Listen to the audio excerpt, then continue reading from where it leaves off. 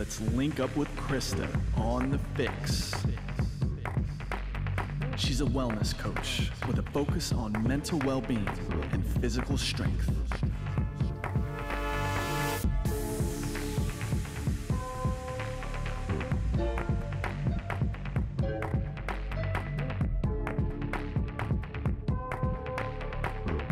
What's up, guys? It's Krista. We are back on the latest episode of the FYX.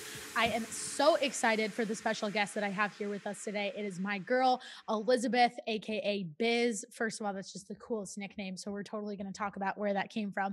Washko, she is joining me from Maple Grove, Minnesota. I'm told it is like, 9 degrees? Probably feels like 2 there today. And we had the pleasure of meeting each other. You are guest number 2 from my Burn Bootcamp days. So Biz is the former head trainer of one of the locations of Burn Bootcamp, a franchise location out in Minnesota. Has recently parted ways with that organization and is going on to do her own thing after serving in the military for, correct me if I'm wrong, but I think it's 6 years, right? Served in the military for 6 years, age 27. We're going to ask her all the things about being a vet, serving in the Army, all the travels that it took her along, because she's been a lot of different places, which is pretty cool, and what she's cooking up for 2021, because it's big stuff for sure. And I just want to say that the first time we ever met, she had, did you have blue hair yet at that point? I did. Okay. So she had blue hair, and that's like totally this girl, like her signature. And she walked into my gym at the time, and I had to coach her for like 5 days. And I was like, oh, I don't know if this person's going to listen to me. Like, I knew she was in the military and I wasn't sure how we were going to get along. And I will say she totally surprised me. And I think she surprised a lot of my clients too.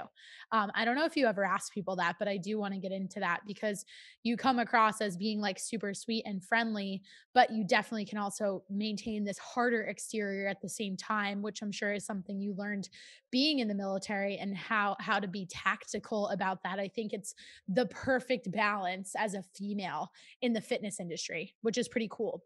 So we'll talk about all that and a whole lot more. But first, as I mentioned pre-show, tell me who you are. Why should we care about you? What do you got going on in your life? And yeah, just lay it all out on the table for us, girl. Okay, well, you said a lot about me there. So to introduce myself, I'm Elizabeth Washko. I go by Biz. I Love got that. that when I was a kid, and you can actually tell like my friendships as they developed based on what people call me. So it's kind of cool. It's like a timeline of my life. But as you said, I was in the military, went through the ROTC program, was Oh, inspired. cool. Okay. I didn't know that. Yeah, I was inspired while I went into college, and I'll get back into that later. But I've been in the fitness industry for almost 10 years now. I got my way through college by training and teaching PE and stuff at the college level. Went in, did my time in the military, got out, came back. Burn found me, Cool. helped them open a brand new gym, worked with them for about 18 months, and now I am going to find my fix in the fitness world. Yes. Ooh, look at that plug. I love it. You're the best. That's awesome. This is why we get along and we're friends. But let's talk about that first. Like, I think one of the coolest, most underrated parts of Burn, and I don't know if you got to experience this as much. Obviously, you went to Burn U, so you did get the chance to kind of jam and vibe with other people. But how cool is it that we met? You came to Charlotte. I mean, you could probably tie this back to the military if you want. Um, but we would have never known each other otherwise. So I just think that's really interesting. Like, it was a very underrated, for me, it was the favorite part of the job. Like, I love coaching other coaches. As you know, that's one of my new business ventures, and I could do it all day long. It's so enjoyable. I love doing the development piece, because it's like, okay, like I learned all this cool stuff about how to be a trainer. Now let me teach someone else how to do it. Especially because I think there's a tendency at Burn.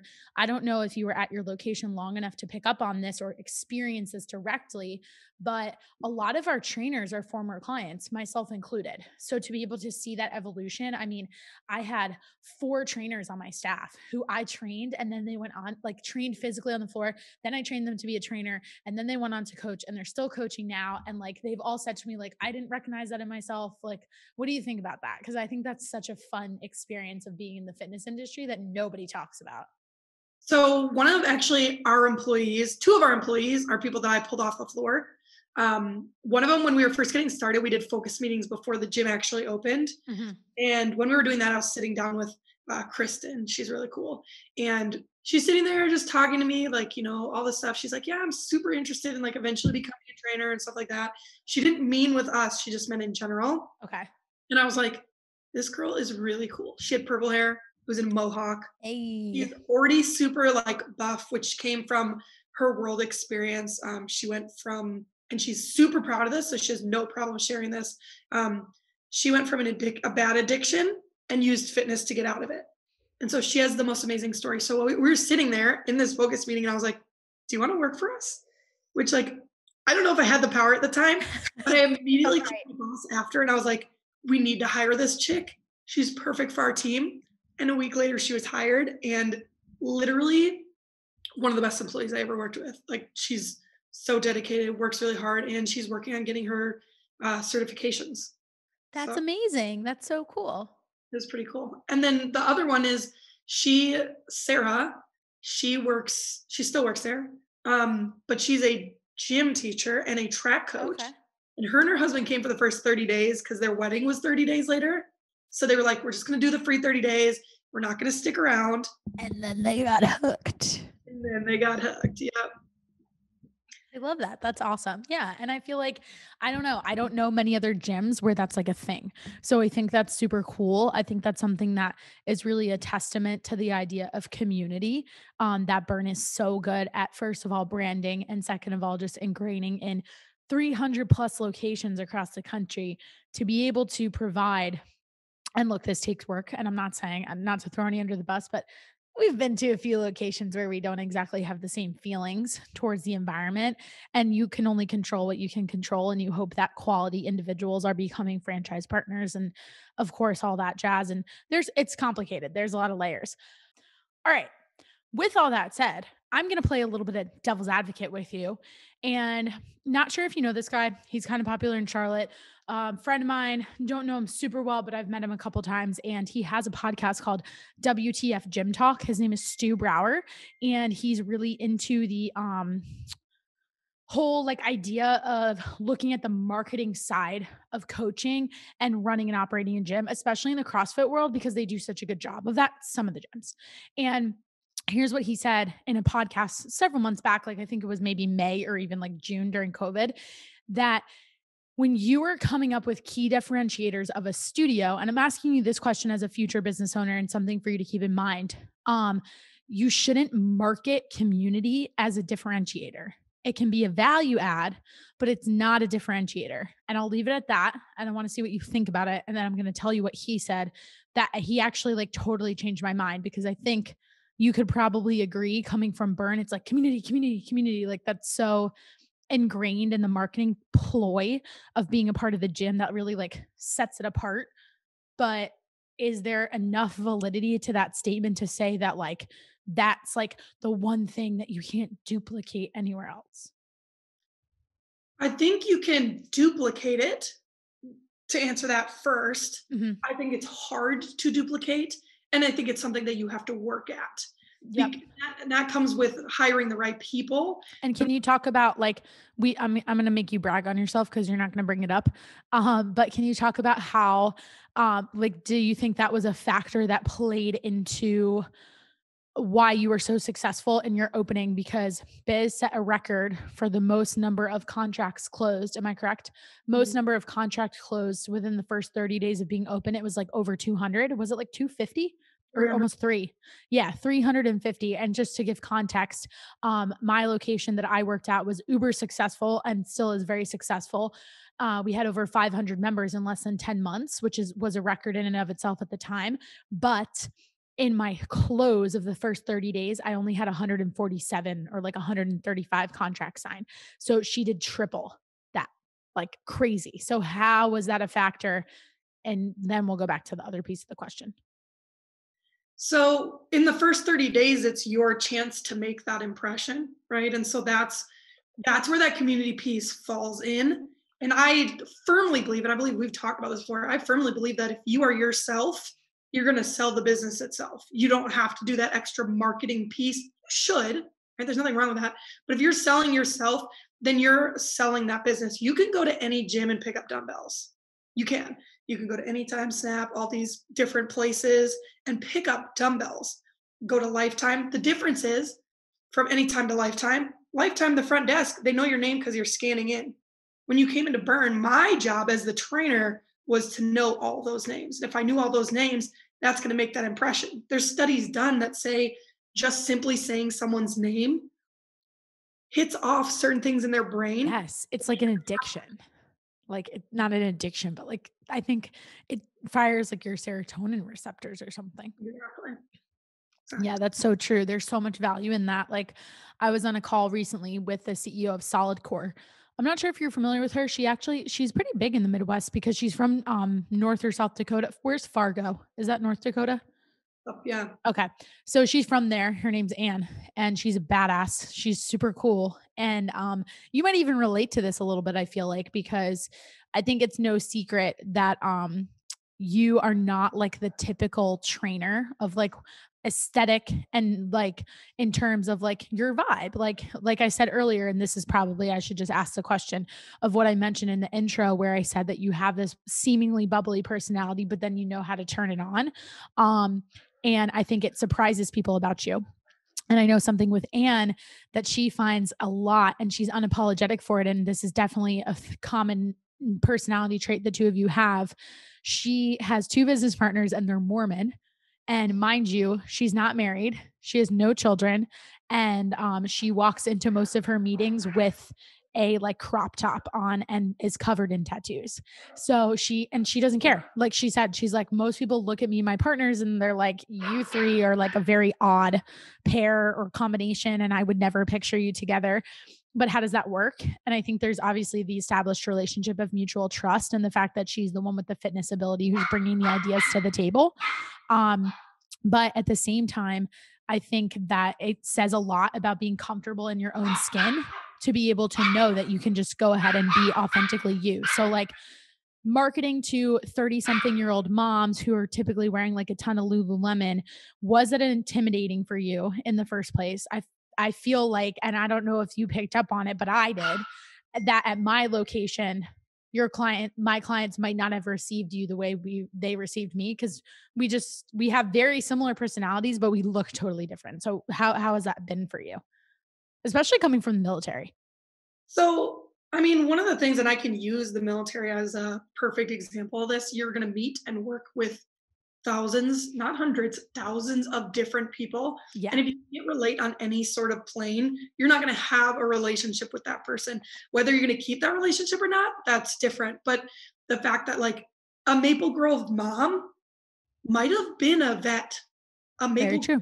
Grove mom might have had a Great Dane, a Maple Grove mom. I mean, like there's all these little things that you get to know. One of the biggest things I did with when we opened is I told them all because it was very important to me that I know their names, not memorize their names, know their names. Right. So if I go up to them and I say, you know, I'm having a hard time with your name, tell me a fact about you, Krista. Yes. So important. Right. So you tell me a fact about you. And I'm like, okay, Krista likes PB&J sandwiches. Not only is every time I eat a PB&J sandwich, I'm gonna be like, oh, Krista, I'm gonna go back to the gym and I'm gonna remember Krista likes PB&J sandwiches, and there you are. And now we have that connection. Mm-hmm. Whether we keep that and we build onto it more is where your trainers come into place, and that becomes the community that you were talking about.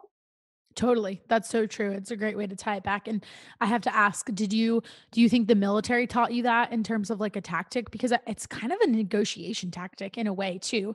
And I don't mean to come across as like manipulative by any means, but it can be used in your favor because like you're showing that other person that one, you pay attention to detail. Two, you authentically like care and genuinely want to learn something about them. And then three, you're playing into like this sense of self that we all have this ego that we want people to remember our names. Or, and this is totally cool too, because I know where I learned it from. Jamal taught me that. So that's where like I've never struggled with names. I'm just lucky in that department. But there were clients that I had who looked alike a lot of the times. And that was so tough, especially when we would get like influxes of new members during challenges. Because for background, I haven't had a guest that I've talked about this yet. So I'll give context. The way Burn Bootcamp is structured in terms of bringing in members and more of the business side, not necessarily the secret sauce, but I'll just explain how we pull membership in, or did, I should say. Is by setting up these like 6 or 8 week challenges 4 times. So it was like a quarterly rolling thing. And it would be like 6 weeks or 8 weeks, usually, or a month even, for like $99. And then from there, you would get access to a discounted rate on a unlimited membership that hopefully you would sign within like the first week or two. They also used to, I believe they took this away, and you can tell me because it was after I left. It used to be a 14-day trial, but I noticed online it's only 7 now. Is that Mhm. because of COVID? I'm assuming. I Maybe you think don't it's know. just Okay. headquarters. I mean, Yeah. and to talk about that, Krista, I think that there's no secret sauce in the fitness There's industry. not. It's the Yeah. people because nothing's. Totally. You can go online and Google all the stuff. Yep. Yeah, tell me more about that because it's actually I'm so glad you brought that up. Because I've been finding myself in these horrible situations recently and I wonder if it happens to you, but I have no idea what the fitness scene looks like in Maple Grove relative to like competition, so maybe you can tell me about it. But I've been in Charlotte and New Jersey over the course of the last 10 months. I've gotten kicked out or asked not to come back to 2 or 3 studios because I talked about myself too much and people ask me, "Oh, what do you do for work?" What do you think I'm going to say? The trainer. Yeah, and then they're like, "Oh, like where do you work?" What do I say? I work for myself. I'm opening a gym. The minute I say that, boom, you're a threat. I don't get why people are like that. I'm curious, like, if you are starting to experience that, have experienced that before, like this sentiment that there are certain people in the fitness industry, as you said, there's no secret sauce and you can't control. I think, like, I've had this conversation a lot recently. I was just in Arizona at the Nutritional Coaching Institute, and I spent a pretty large chunk of time there focusing on like marketing and the business side of actually being a coach, less than like, yes, I learned a bunch of science and I talked about hormones and gut health, and it was really fascinating and intriguing. But somebody said to me, you can't control where people park their car. So what you can do is control how you're going to show up for the people who choose to park their car with you. I love that. Yeah. Like if people are going to be, it's like, it falls in line with the same sentiment of, and I know you're like, you can relate to this because you have worked in multiple studios. And I'm sure there was this like level of camaraderie in the military that also applies. People follow trainers, not gyms. And I think that if gym owners can wrap their heads around that, they would be a lot less butthurt. And like, that's not very eloquent, but it's literally being butthurt. Like, you're mad that the clients have an allegiance to the trainer who, I'm sorry, but how many hours in the week did that per trainer spend with them? How many focus meetings did that trainer have with them? How well on a personal level did that trainer get to know them? That your freaking boss is texting you being like, hey, this person came to the 10:30 camp and like she didn't sign up for X, Y, and Z. Do you think we can close her? It's not can we close her, it's can you close her, because you know that she has a 7-year-old son who, like, she had to leave camp early the other day because he had a peanut allergy and something happened at school, or like, that she's having I can't tell you how many conversations I've had with people about miscarriages. Like, I feel like I'm an expert in infertility, and I hate that I am because I'm only 26, and I'm sure you've had the same kinds of conversations, but like, it makes you feel good that people can open up to you. And I think kind of leads into my next question is like, what has been for you? I'm saying what it is for me, the most rewarding part of the job, whether that's at Burn or just being in the fitness industry. Maybe it's specifically working with women. Do you have any kind of like juxtapositions or comparisons between your fitness industry experience versus being in the military, where it might have been predominantly male? And how has then since transitioning into the fitness world kind of like filled your cup maybe in a different way, that like our problems are not as significant, but that doesn't mean you need to like belittle them either. It's not even significant because it's significant to To you, you, exactly. right? Yeah. So that's like one of my biggest pet peeves is someone is like, I'm sorry you feel that way. No, Yeah. Oh my God. Wait, I want to ask you a question about that. I read an article, a friend sent it to me. I saw on Instagram. It said, um, when you say, I'm sorry you feel that way, it's actually more of an indication of like your own insecurities, because like the fact that you even have to say that. What do you think about that? It drives me nuts. That's like my least favorite phrase. That's when I know that I'm like done trusting a person, because you need to. So this is on the It's high. you not taking responsibility for how you make someone else feel. It's That's on huge. example, and this is on the high side, right? So, Krista, I come up to you and I make like a sexual joke, and you feel sexually harassed. Mhm. Okay, you feel sexually harassed. I think I told a funny joke.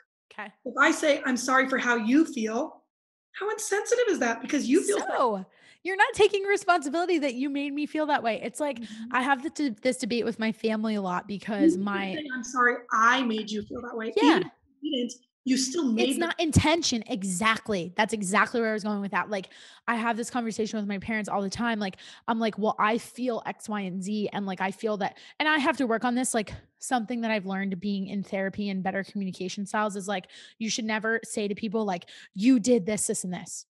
Like you're pointing fingers. Instead, you have to say, XYZ thing that you said or did made me feel XYZ, because then it's less like accusatory. And also, you can say things like, it's important to me that I feel safe. It's important to me, like, because then you're putting it back on yourself and you're having like your own self awareness, right?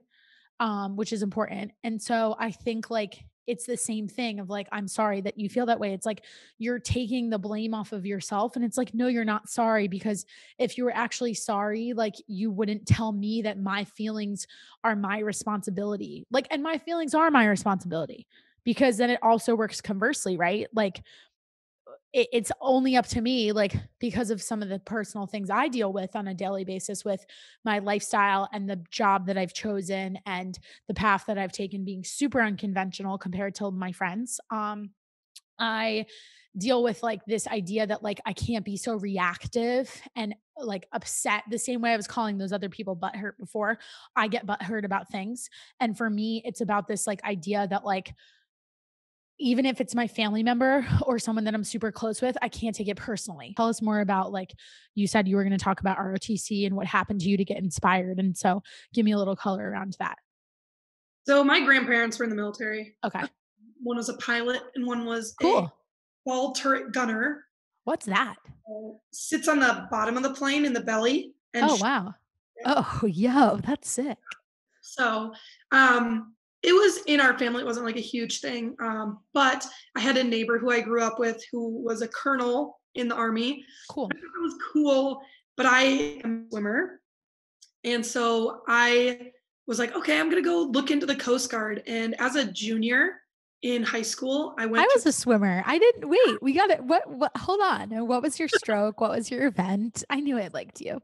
breaststroke. And then I was not in that Emmer because my butterfly sucked, but I was a breaststroker. What were you, 100 breaststroker? Yes. Same. Oh my God, this is so cool. That's so cool. I love it. Okay, so you were thinking Coast Guard, then what happened? So my junior year, I signed up for this program and I went out there to the Coast Guard Academy for the summer. And I think I spent a week or two, I don't remember which. And they have like this little program you can try out. Loved it, fell in love with it, wanted to do it, applied, did not get in, which sucked. So I was like brokenhearted. But then I went to Northern Arizona and I reapplied to the Coast Guard, didn't get in a second time, which is whatever, because they were still going through like their transition to more females. So I was like, you know what? I still want to serve my country. I want to get my loans paid off. I've always thought that the military was interesting from the sense of, like I said, my neighbor was that lieutenant colonel. And so he always had good things to say about it. Now I know once you've been in, you have a different perspective of it, and it's a family. But so I always got the good side of it. So I went to the ROTC program. I did their morning training, the PT in the morning, and I got offered a scholarship. And before even, I talked to my parents about it, which is kind of funny because I called them up and I was like, hey, so I want to join the ROTC program. And they were like, oh, cool. Like, let's talk about it. And I was like, no, I just called to tell you I'm doing it. Because, well, and they know me. Like, once I make a decision, they know that, like, I made a decision. Do you have any siblings? I do. 2 sisters. And okay, yeah, I thought you had at least one sister, but I wasn't sure. Yeah. And what did they think about it? Okay. So my sisters are huge supporters of like whatever I do, because they're the type of people that like, whatever you do in the future, you're going to do great. You know what I mean? So yeah, they were like, okay, go for it. Like, you wanted to do Coast Guard, try Army, go for it. So my parents were the biggest ones that were like, are you sure? Are you sure? Let's talk about it. And I was like, sorry, I'm like about to sign these papers and it means that you don't have to help me pay for college anymore. So I'm doing it. Yeah, like that you had multi purposes, which I totally get. And tell me then from there on out, like being an ROTC, and where did you go to college and how did that change the rest of your college experience? So I got into it in my sophomore year, my freshman year. I like was trying to figure out my life.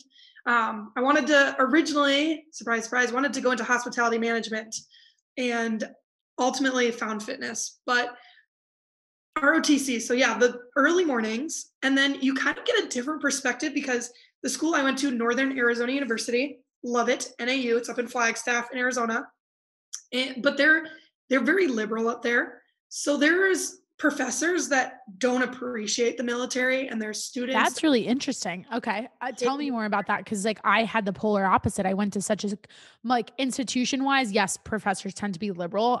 But I think a lot of my professors knew their audience and I went to school with kids who had Confederate flags hanging in their dorm room. So you wouldn't get that sentiment at all. So tell me about that part too. I had a psychology professor so every Thursday they have the students wear your uniforms. The ROTC has you wear your uniform.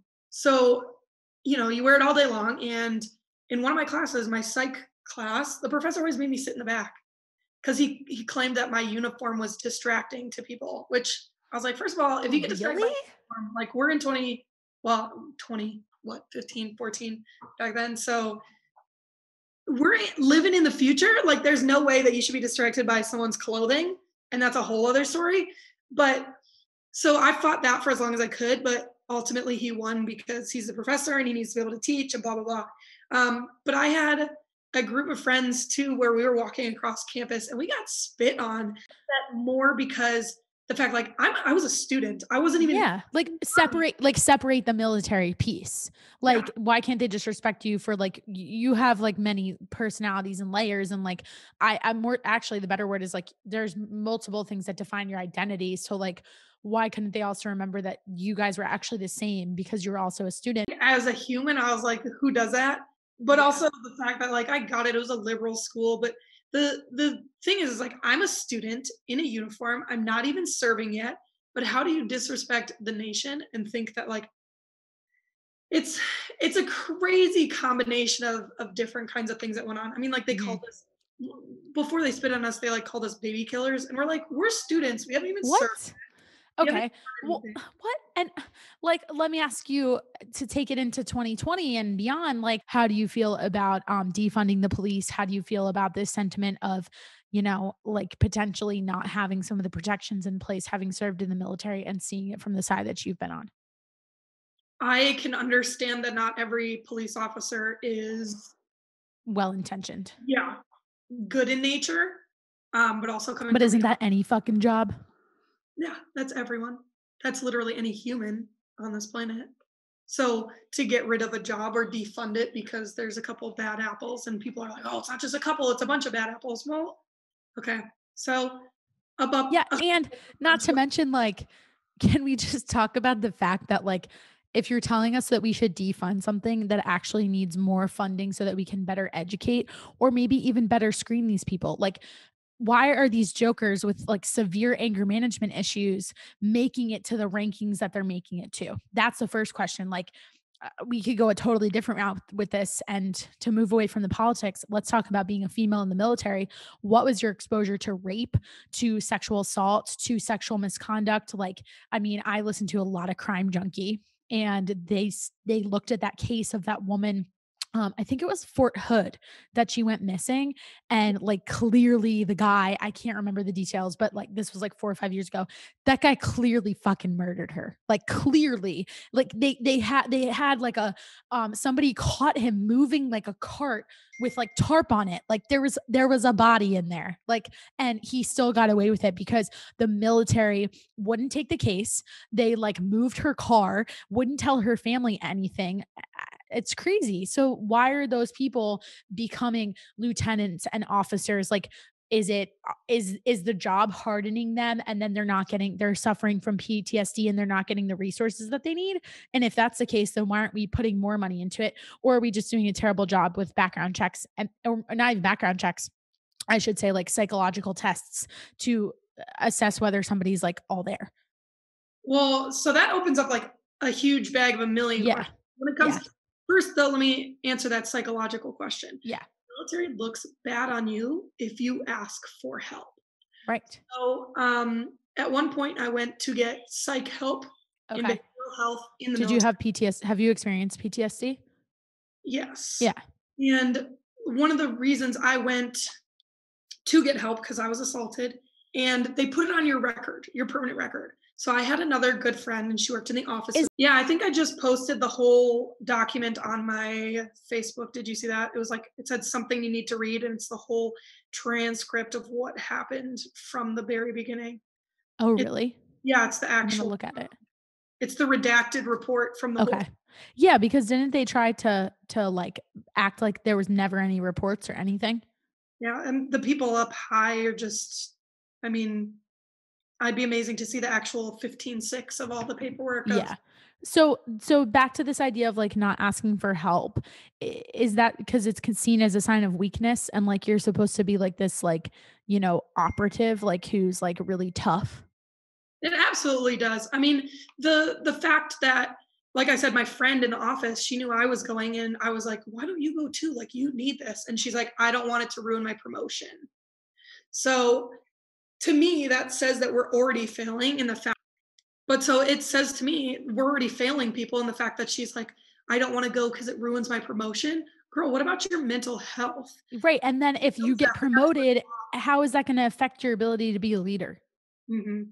So what did you do For her or for for myself? yourself? Yeah. I mean, I went anyway because I was like, screw this. I mean, when I went in, wanted to be a lifer. I really did. Okay. And I found out that, I mean, through different ways, that it just obviously wasn't going to happen to me. For me, Mhm. I had to get out medically. I was medically discharged because of Okay. embolism from blood clots, Okay. actually, and Yeah. nothing mental health.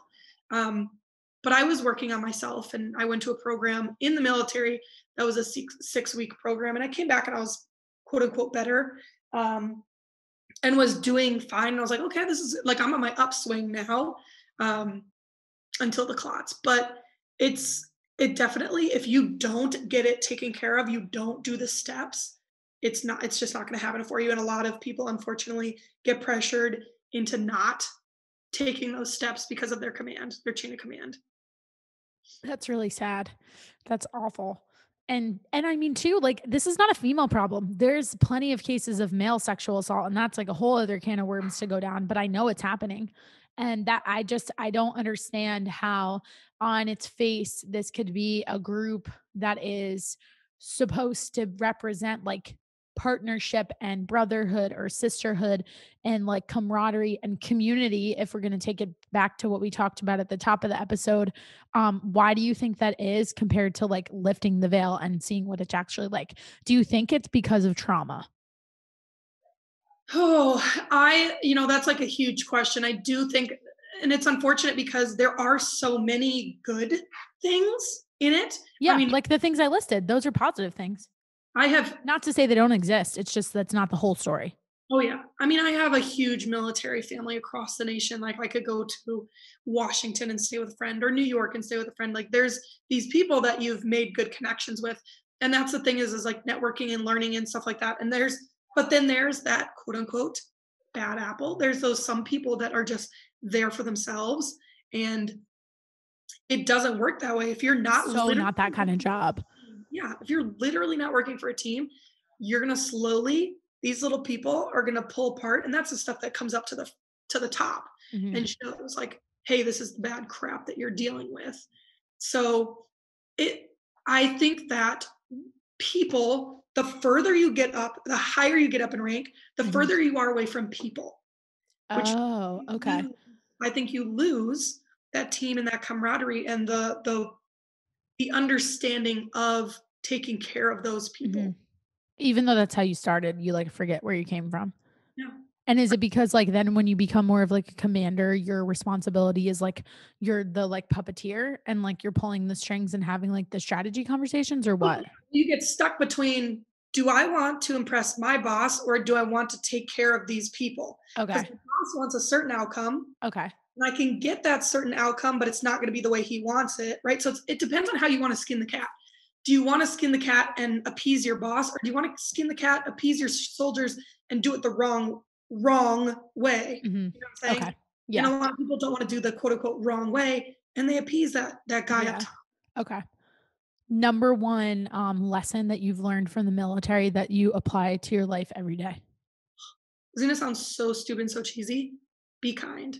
I literally, there's nothing else that got me through that than coming out on the other side and hearing how many people have been affected by me. And that sounds so egotistical and like Yeah, cocky, but that ties perfectly to your job now but too. It's like, I had no idea because I was just being who I am. And I know a lot mhm. of people appreciated it on the outside. I mean, I had a soldier the other day. She messaged me and she goes, "Oh my God, I don't know if you saw my post about the girl that remembered me from 13 years ago." No, tell me. I didn't see it. So, and I'll tie this back in Was here. this on your Facebook or Instagram? Yeah, Facebook. Okay, I'm always on Instagram, so that's why I didn't see it. You So know me. I was in Old Navy and this girl like heard my voice. And you know, we're wearing masks nowadays. Yeah. So I like laughed or something. We came up to the front cash register and this girl was like, did you ever go to Maccabi Arts Fest? And I was like, yeah. And she was like, oh my God, we were in the same photography camp. And I was like, what? That's so specific. She's like, you're Biz, right? It's Biz. And I was like, oh my God. Yeah. And she goes, I heard your laugh and I remembered you. And I was like, What a cool thing for someone to remember about you, like a distinguishing feature. Like that's like as special as someone remembering your smile or whatever. And we can't even see that because we're fucking masks. and that's why I thought it was so cool because, and that ties into my soldier came to me and she was like, I hated morning formations. They were terrible. You know, I'm not a morning person. She's like, Uh-huh. but your ridiculous laugh in the morning got me through it because it was just so happy. And You do have a really big laugh. it's so annoying. I like it. I think it's funny. So it's just cool to know. And I didn't know during it, but I was just being me and just being kind. And after the fact, it's cool to be able to see like, that's just no matter where you are, no matter what level you're at, whether you're a CEO or you're someone sweeping the floor of the CEO's office, like if you are kind, you're doing the right thing in this world. No, I love that. I think that's like it's not cheesy. It's just simple, but it's so important because we forget that sort of thing. Um Now I realized when you told the story and the girl was like, Biz, isn't that your name?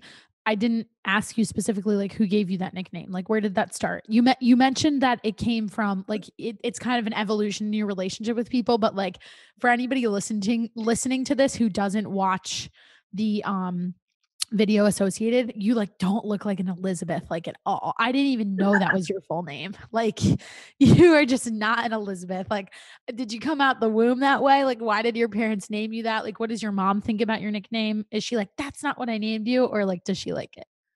So she's the one that came up with it. Oh, okay. When I was little, she used to call me Busy Lizzie. Okay.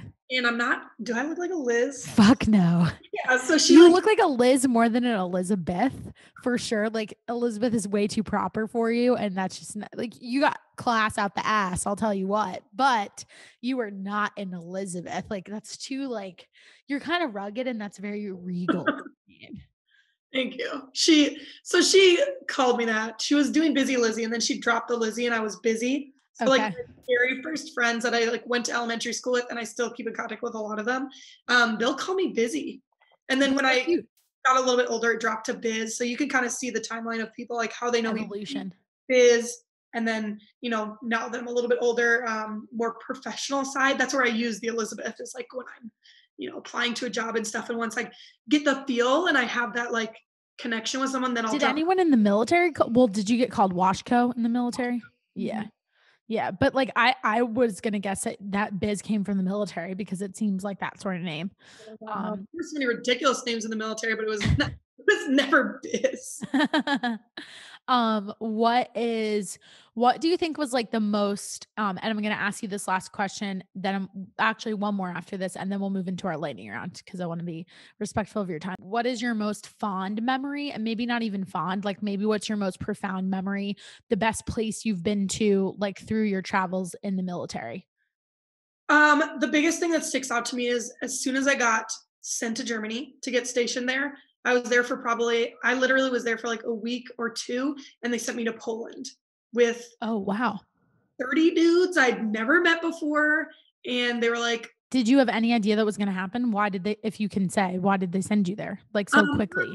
it was a little mission. Okay. And so my job was to be a part of that and just kind of like more or less they wanted me to learn as a lieutenant there with another lieutenant and a couple other people. But Okay. it was crazy and I thought that I was going to hate it, but some of those people that I went with are still my best friends today. And it's really cool to have that because it's like a little experience you learn. Like that was my first time like deployed. It's not a real deployment because it wasn't in a dangerous place. Okay. But it was my first deployment. And so like What was the most dangerous place you've been deployed? I was never deployed. So Oh, I was you never, weren't. Okay. Okay. I don't know, patch or anything like that. I just went Okay. on missions that they like Got it. deployments. Okay. And so like when we went to Poland, I like I said, it was my first deployment. And so all I brought, because I had no idea what I was doing, all I brought was a book, like a book, a single book, and some snacks. And that was done. So Yes. snacks. And it was done. What were your snacks of choice as from one nutrition coach to another? What were the snacks? Obviously beef jerky. Yeah. Obviously. Yeah. Beef jerky. But then I had like, Skittles and Starburst and stuff like that, like just crap. And you're just like, what am I gonna Wait, is it true that you like can't get a lot of candy in the military though? Because something we did at Burn was after Halloween to help the moms get rid of their fucking candy so they wouldn't come to me and tell me that they ate it was we sent it to the troops. More so in like Afghanistan and stuff. Yeah. So like Yeah. there they can't. Like where we were, you could like go to a store and pick up candy. I was not in a hardship zone. I was never in like a war zone. So I did not see that. But yeah, that goes to the troops overseas that are like deployed in like Afghanistan, Iraq and stuff like that. Okay. So I And learned quickly though that you need more than a book and some snacks. Like they had trunks of stuff and they brought video games, like whole systems, and they set up a projector to like, and these are guys that like, did you think you were going to be slumming it? Is that why you're like, did you think it was going to be like a nature experience? Like what made you only be like that simple? Whereas these dudes were fucking showing up with a PS3 and like Xbox. they obviously had like way more experience. They've all deployed before and multiple times. So, I was thinking, okay, we're going to have access to food. So I wasn't worried about like bringing snacks, which in the military bring snacks everywhere. Like that's why you have so many cargo pockets. But I didn't think we'd have time. I didn't know how much. That's my question. Like, when were these? I mean, what am I doing with my life that I don't have? I don't even like Xbox. I mean, I said PS3 and we're probably on to like the PS7 at this fucking rate. So it shows you what I know. But like, what? So I guess they had been there obviously before me. But so the thing in Europe is like when it hits 3:00, they're done. That's like, so true. They actually I've been to Italy and Germany and they're not Paris. like we are. They really aren't. So like as soon as it like hits 3:00, and especially on Friday, they're gone. Like their military does not work on the weekends. Oh, even the military. Okay. Interesting. They Very just interesting. don't work on the weekends. Why did no one tell you that? Was this like a rite of passage for you to like not have your shit? That pretty much was. I mean, they made fun of me and I learned from them, like, hey, bring a trunk of crap. I thought we weren't gonna have phones either. So I told my parents, I was like, I'm going to Poland, I'm gonna be there for 30 days. I don't think I'll be able to communicate with you. And of course, like I got there and I'm like, oh, we're adults. Oh, okay, we can have stuff. Yeah. Cool. So like I called mom and she's like, are you okay? And I was like, I guess we're like allowed to have phones and stuff. That's cool though. It's interesting. I appreciate you sharing that because I literally had no idea. That's awesome. All right. Well, one more question and then we're going to transition into the lightning round. But I mentioned at the very beginning that you are no longer with Burn and we'll let you do your shameless plug. But what I want to ask you is this: when you left the military, because you did make the comment that you planned on being a lifer and that didn't work out, obviously you were medically discharged and like thinking about the timeline, you served in the military for 6 years. You started in ROTC at age, what, 19 you were. So like when you obviously decided when you were already in the military that you were planning on going into fitness, did you pursue additional higher education? And then like Byrne approached you, as you mentioned. So when you took that job, like, did you think, I know you didn't think that 2 years later, like things were going to happen, but and nobody could have predicted COVID. So did you think that like you would eventually go on to be a gym owner? Like what was your plan, like of your vision of the rest of your life, knowing that your original intent was to just be an army military person serving our country forever and ever? So I've had my best friend's a chef. Cool. And we've had a business venture idea since we were in high school. And as soon as I got to the steps where you get out of the military, which like you can decide a year out and it still takes a year to close out and do all that stuff. And then even on your quote unquote last day, you still have like a couple weeks or whatever where you're technically in, but you're out, if that makes sense. Okay.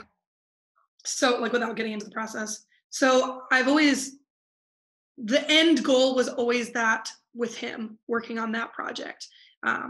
And the in-between game was getting out and like getting employed. I was like, oh my God, I'm not going to get employed because I don't know how to explain this besides just saying it this way. When you get out and you go back and you see your family and your friends and stuff, it's like you missed years. Like there's Yeah. Tell me about that because like you and I were texting about something the other night and you were like, oh, Venmo. And you were like, Krista, I was in the military. I didn't know what fucking Venmo was. So tell us about that. I think that was me in Europe. So like so disconnected. Like I don't need a Venmo there. I have like my cards and money and like all this in euros and stuff like that. And I came back and I didn't even know what Uber was because that was new here. And so like I learned that. And then everyone was talking about Venmo. And so like I saw that and I refused to get it because I was like, oh, I don't trust that app with my money, blah, blah, blah. And here I am like a grandpa. Oh God, I am a grandpa. I was like, okay, I guess I need to get this because everybody has it and it's the way you do things now. But the years that are missed, it's like not even just with technology and things like that, it's with people because you miss so much, whether it's birthdays or funerals or whatever, that it seems like it's so much longer than it actually is. And the people that you meet haven't developed or changed as much as you think they would because in the military you're adapting and changing constantly and you come back and it feels different. So I mean that's how I feel about that huge gap year though. That's really interesting. And do you think that like going into the fitness industry then did you feel like behind because there was a lot of new technology with like apps and online workouts and then like different types of workouts and there's constantly just with like Instagram and social like there's always a new product like the TerraCore. Did you look at the TerraCore and be like what the fuck is that bean? The ads and stuff over there are different than the ads are over right here. Especially with physical exercise. Like do you think that your military training and background and like because in a lot of ways your life was pretty simple, do you think that it makes you a better trainer because you emphasize the fundamentals? Keep it simple, stupid. Like we there were trainers like literally taping together TerraCores and boxes and putting them up so that like people could like put them on their back and then do like this like army crawl bullshit thing. It's just like why? Like this isn't like the like Spartan races like obstacle course training type of gym. We're not like Ninja Warrior. I don't think that I agree with keeping it simple. I do also think that there are the people out there that and I got yelled at for this one too. I created games in the gym. Yeah, which is right. But like you didn't put together like pieces of equipment that shouldn't be combined as they were. Yeah. Like that's so dangerous. No. We did stuff like we played a giant game of Sorry. I made a board on the yeah, I remember when you did that. That was so cool. That's the one I got creative.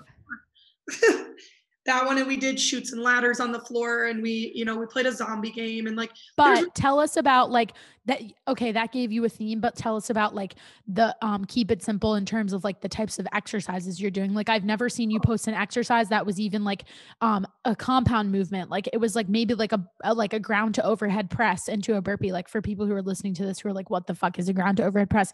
It's literally taking dumbbells in your hands, squatting, they tap the floor. As you stand up, you curl and reach them overhead, and then you throw a burpee on at the end. Like that's probably about, I mean, maybe I'm wrong, but from what I observed you doing on social, that was like about as fancy as you got. And I never had to lecture you about that. Like I had some trainers who would come into my gym and like wanted like show off. And I'd be like, no, like what is the benefit of this movement? And what are my clients going to get out of this? If the answer is it's because you want to fucking flex, get out of my gym. Like give me the microphone. It's meant for, I mean, the point is lifestyle movements. Right. Most people get injured. Like most people get injured, like picking up groceries. Yeah. Yeah. It's not worth doing a movement that's not going to help you in your lifestyle. A squat helps you because you sit up and you sit down all the time. You get up from a chair, but doing something where you can do a back handspring, that's cool. And you can put that on your Instagram, do it for the gram, but that's not going to help you lift a piece of furniture and move it up a hill. So you really gotta decide what you want to do. If you're going to try and go try out for Ninja Warrior, then yeah, sure, I'll help you try and do back handspring. But unless you're actually trying out like that, then it's not worth it. Yeah. All right, girl, here we go. Lightning round. I want to be respectful of your time. And yeah, go. Told you. See? I know. Well, I was sitting here with water too. So. All right, ready? All right. So Biz, to round this thing out, it's been amazing chatting with you, and we should totally have you back on the podcast again. I like to do this with people, and I'm going to ask you this question in the lightning round. But like to listen to it a year from now and see where you're at will be really cool. So quick, heavy hitting or short, like, easy questions. Like some might be deep, usually based off the flow of the conversation that we've had. Some are like really easy, like what's your favorite color? So just like a fast way to wrap this all up and get you moving on and thanking everybody for listening and tuning into the show. Let's go for the lightning round. Quickest answer you can think of. Don't hesitate. If you want to expand on what you're saying, this usually happens. I ask a question and I'm like, oh, let me ask you this. So that's how it's going to go. All right. What is your favorite piece of gym equipment? Ooh, BOSU. Why? Hands down. So when I was first getting my certification, I had the opportunity to work with a BOSU specialist and get certified through BOSU. Nice. So I didn't know that was a thing. It is. I have a BOSU certification, and there are so many things you can do with that thing, and it's so underrated for balance and core. Nice. Favorite movement in the studio? Favorite movement. Okay, this is gonna sound crazy. Calf raises, but in different directions. Okay. So like, heels turned in, toes or heels out, whatever. You know what I mean? Toes turned, heels together. Muscles that you can hit in 3 different pieces. Well, the muscle's 3 different pieces. So you can hit it in 3 different ways. It's really cool. Yeah, that is cool. I like that. That's you picked some good ones. Least favorite exercise to do, like personally, like it tortures you. For me to do, I want to say the burpee, but it's really not like that. I love burpees. Oh, I love them. I don't even think sicko. So that's the answer people always expect you to say. Probably my least favorite movement, the friggin' push-up, probably just because I had to do something in the middle there. Yeah, I bet. And I don't know about you, but it's the number one thing that most women come back from postpartum and are shocked that they can't do because it's so much more core than you realize. Yeah, for sure. Okay, let's see. Favorite sports team? Favorite sports team? Like of any sport? Yeah, any sport. And then also tell me your favorite sport to watch. Well, I love watching swimming, but that's like an Olympic thing. That's okay. I know, it's so entertaining. I like watching the Olympics. Does that count? Yeah, that counts. Yeah. What's your favorite? Who's your favorite team, or maybe favorite swimmer? Well, I love watching the Twins just because it's its own activity. Like you got to go to the game. Okay. We have a really nice stadium in Minnesota, and it's just really fun to be at the game. Who's your favorite swimmer? Well, we all know who he is. Tall, big wingspan. Come on, Krista. Yay, answer. Favorite female swimmer instead of saying fucking Michael Phelps.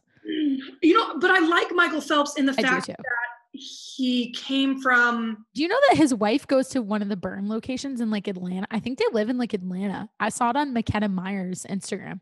I think someone's or maybe yeah, I saw it and I was like, oh, this is so cool. I had no idea. Mm-hmm. I just like that he's straight up about it. He's like, yeah, I swam every day of my life. Like, yeah, 364 baby. Only day he took off was Christmas. Let's go. Like dedication. For real. So I actually, and she's not to the famous point of, infamy, but yeah, Rachel Bootsma, and I used to I know swim her in high school. I know her, and she's fast as hell. And I don't know what she's doing nowadays, but did she go to trials? Yeah, I believe she went to trials. I think I was pretty sure she made it, but didn't make it past like that final. I bet she knows my friend Caroline. So I went to high school with Caroline Baldwin. She went to trials. And she went to Chapel Hill, and then she went to trials in Japan, was it? And then or somewhere in Asia. And she was like, I can't do this anymore. I'm done. And it's interesting because she actually was like a late bloomer to swimming, super tall, backstroker. And she didn't start swimming competitively until 8th grade. Wow. So for her to like be that far down and say that, like think about the people who swam at age 6, like most of us did. So yeah. What is athletes like that? You can be born with it, or like you have this intuitive swimming gene. Yeah. This person that just works really hard. Mm-hmm. Mm-hmm. What is the biggest lesson that you learned from swimming that's applied to the rest of your life? Oh my God. This is going to sound weird, but the fact that swimming is a team sport, but also individual is kind of what I've learned to take into life. Like no one else in this world is going to take care of you except for you, but you can't do things without a team. Mm-hmm. Yeah. It's like, what do you think about this statement? And this is not original, but I think, I forget who said this. I want to say it was like a Mark Cuban or someone like that. Or like a Grant Cardone kind of guy. Being self-made is fucking bullshit. It doesn't matter if you were like your mother was a heroin addict at some point at age 6, someone fucking picked you up off the street and made sure you went to school. You didn't just like magically get there. So to sit around and say you're self-made when you're a billionaire, that's a lie. Yeah, I can agree with that. I mean, in a sense, you're self-made. So like, for example, my uncle was a toothbrush salesman door to door. Wow. Or now known as Gillette. But it was Procter & Gamble. Yeah. And he made it up, and he worked for, and he was the CEO, CFO of logistics for Procter & Gamble. Wow. So that's pretty cool. He worked himself. Sure. Because he came from, he grew up with a crappy household and like had to pull himself up out of that. Yeah. So in that sense, he was pretty self-made, but the people around him helped him build him out. Yeah, exactly. Like in a sense, it's true and it's not. Yeah, I don't fully agree with it, but I don't like, I'm never going to say I'm self-made because like my parents afforded X, Y, and Z education for me. They put me in swimming. They bought me a pair of fucking goggles. Like the fact that they could afford to do that has obviously shaped the person that I am today. All right. Last question. What two-parter? First of all, where the fuck is Biz Washko going to be in 1 year from today? And second of all, what is your shameless plug? Right. So my goal in 1 year from today is to be functioning as a gym with a team backed behind me. Actually, not behind me, with me. I want us all on the same line. Right. So my shameless plug is in a year, if you haven't made it out to Maple Grove, Minnesota, we're coming, baby. You come out here, you come try us out. If we're not the gym for you, we're not the gym for you, but you got to try it and tell me from there. And I know you don't want to like commit to this yet because we haven't decided, but what are some names that we're driving out there like that we should keep an eye out for? Potential gym names. Plated. Ooh. Mm-hmm. That's sexy. Because like food on your plate, but then also like a barbell. Yes, girl, you got me. Oh, marketing, baby. So cool. I like that a lot. Okay, plated. You better go reserve that Instagram handle even if you don't commit. Just FYI. That's what I did with my gym. And I've changed the name 3 times. So it's okay. I literally have podcasts recorded that like say a different name and it doesn't matter. Well, There you have it, folks. Biz, thank you so much for your time. You were awesome. This was so much fun. We are definitely going to keep tabs on you and what you're up to, making waves, kicking ass, taking names out in Minnesota. I've never been to Minneapolis and I need to go, preferably in the summertime. So I'm coming for you. Yeah, I'm not about like 9-degree weather. My business partner's moving from Charlotte to New York and she's like, I'm going to be so cold. She's from Michigan. Okay. And she was like, isn't the weather the same as Michigan? No, not even close. No. So yeah, that'll be fun. But everybody, please, if you enjoyed this episode, the best thing you can do is share it. Tell your mom, tell your dad, tell your sister, tell your cousin, tell your boyfriend, girlfriend, whoever. Share it with somebody who you think might benefit from any of the details of this episode.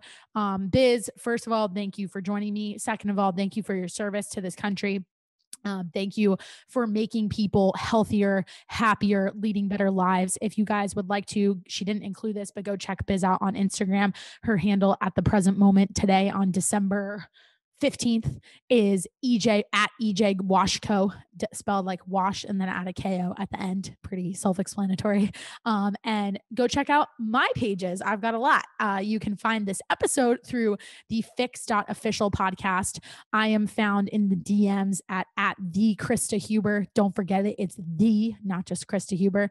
And then I've got my soon to be gym, The Wellverse, which is just at The Wellverse. So if you want to check out all things health, wellness, mental health, all that good stuff, physical fitness, beauty, self-care, the like, hit us up on any of those platforms and we'll be sure to get back to you. Thank you guys so much for tuning in and I hope you have a wonderful rest of your day, morning, afternoon, night, wherever you're listening at whatever time in the world where you are.